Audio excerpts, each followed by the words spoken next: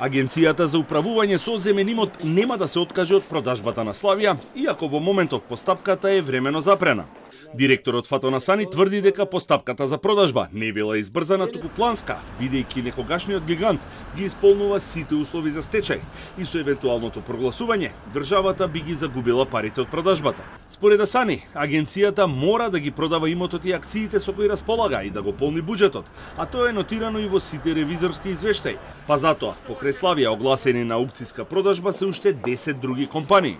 Агенцијата има должност да ги упаричува имотот и акциите, да го полни буџетот. Препораките на овластените ревизори се да се продаваат акциите и имотот со кој располагаме. Асани останува на ставот дека ги продава само акциите на Славија, иако купувачот станува собственик на целиот имот, но и на долговите кон доверителите и поранешните вработени. Акциите на Славија се проценети на 51 евро, исто како при трансформирањето во акционерско друштво, а според правилникот на агенцијата од 2013 година.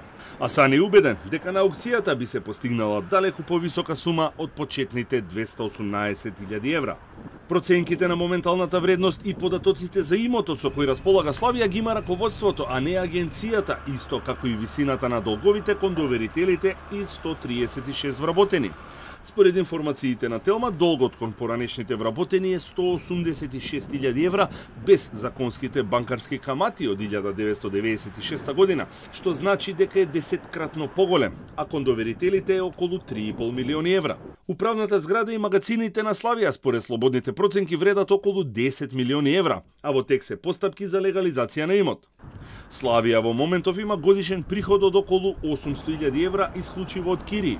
Со овие пари се исплаќаат 30 вработени и директорот, се плаќаат тековните трошоци и се одржува имотот.